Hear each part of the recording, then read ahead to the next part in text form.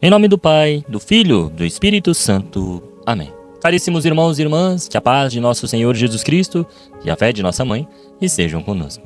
Bem, a liturgia deste domingo nos coloca diante de um contraste fundamental: as trevas e a luz. O profeta Isaías, na primeira leitura, fala de um povo que caminhava na escuridão e viu uma grande luz. Essa luz não é uma ideia, nem uma filosofia. Essa luz tem um nome e um rosto. Essa luz é Jesus Cristo. No Evangelho, Mateus nos mostra o cumprimento dessa profecia. Jesus vai para a Galiléia das Nações, uma região de fronteira misturada, muitas vezes desprezada pelos puristas de Jerusalém. E é ali, nas periferias existenciais e geográficas, que a luz começa a brilhar. E qual é o primeiro efeito dessa luz? A convocação. Ele chama Pedro, André, Tiago e João. Ele forma um corpo, uma comunidade, então ele funda uma igreja. No entanto, a segunda leitura de São Paulo aos Coríntios lança uma sombra dolorosa sobre essa nossa liturgia deste terceiro domingo do tempo comum. Paulo não está apenas corrigindo um comportamento moral, irmãos, ele está tocando na ferida mais profunda que o corpo de Cristo sofreria ao longo dos séculos, a divisão. Ele pergunta, acaso Cristo está dividido? Paulo ouve dizer que em Corinto há facções, ou seja, uns dizem eu sou de Paulo, outros dizem eu sou de Apolo, outros eu de Cefas. Esta mentalidade partidária reduz o mistério da igreja a uma disputa humana de poder e preferência. A pergunta retórica de Paulo ecoa como um trovão através da história. Acaso Cristo está dividido? Teologicamente sabemos que Cristo é indivisível, ou seja, a cabeça não pode estar separada do corpo. E o seu corpo místico, a igreja na terra, foi ferido. Se isso ocorre, então se dividiu o corpo. Ao olharmos para a história, vemos que o eu sou de Paulo, eu sou de Apolo, se transformaram em tragédias históricas que rasgaram a túnica inconsultível, sem costura, do Senhor. Irmãos, hoje precisamos olhar com honestidade e dor para dois momentos cruciais onde ignoramos o apelo de Paulo aos Coríntios. O cisma do Oriente em 1054, o primeiro grande rasgo, a igreja que respira com dois pulmões, a tradição latina e a grega, o Ocidente e o Oriente viu-se separado. Questões teológicas sutis, mas sobretudo o orgulho humano e disputas de autoridade criaram um abismo entre Roma e Constantinopla. Esquecemos que a diversidade litúrgica não deveria anular a unidade da fé. Depois vemos a tão devastadora reforma protestante, em 1517. 5 séculos depois, o corpo sofreu nova laceração. O que começou como um desejo legítimo de reforma moral, transformou-se em ruptura doutrinal. A sola escritura, somente a escritura, como muitos dizem, muitas vezes resultou, na prática, em sola ego, a interpretação individual acima da autoridade apostólica.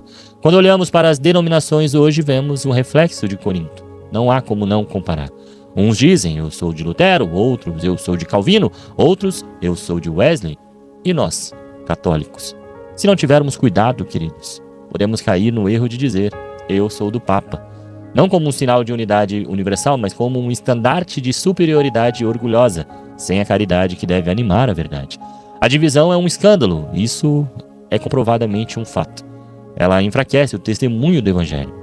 Como vai dizer o Concílio Vaticano II, a divisão contradiz abertamente a vontade de Cristo. É escândalo para o mundo e prejudica a santíssima causa da pregação do Evangelho, ou seja, a unitatis redintegratio, Então, irmãos, como curar essas feridas? Como nós podemos combater as divisões? A resposta está no Evangelho de hoje.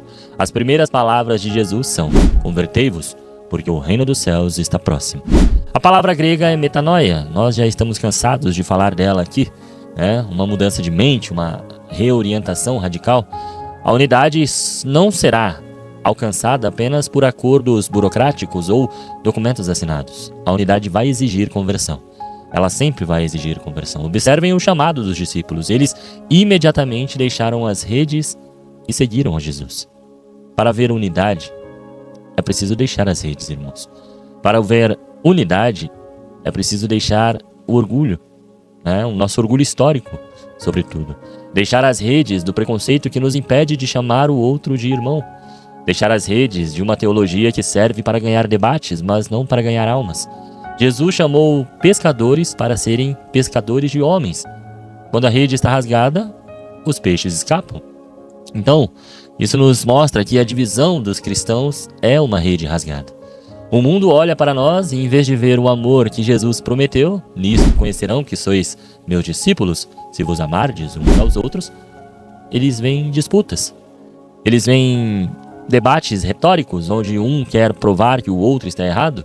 São Paulo termina o trecho da segunda leitura de hoje com uma frase lapidar: para que não esvazie a cruz de Cristo, ou seja, aqui está o centro de tudo. A divisão esvazia a cruz, porque a cruz foi um instrumento de reconciliação de toda a humanidade com Deus. Quando nos dividimos, agimos como se a cruz não fosse o suficiente. Agimos como se o sacrifício de nosso Senhor fosse um mero teatro.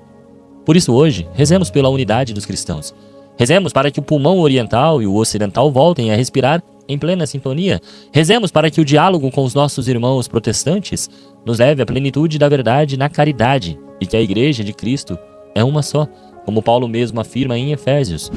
Há um só corpo e um só Espírito, assim como é só uma a esperança da vocação a que foste chamados. Há um só Senhor, uma só fé, um só batismo. Há um só Deus e Pai de todos, que é sobre todos, por meio de todos e em todos. Irmãos, a Igreja Católica não é minha igreja. Ela é a Igreja de Cristo. Por isso, comecemos por nós, na nossa comunidade. Que não haja entre nós o espírito de Corinto, grupos, fofocas, divisões. Eu prefiro esse, eu prefiro aquele. Mas, infelizmente, está acontecendo. Infelizmente, estamos passando por tempos turbulentos. Que sejamos como Pedro, André, Tiago e João, capazes de deixar tudo o que nos separa para seguir o único que nos une. Pois só existe um Senhor, uma só fé, um só batismo, e Cristo não está dividido.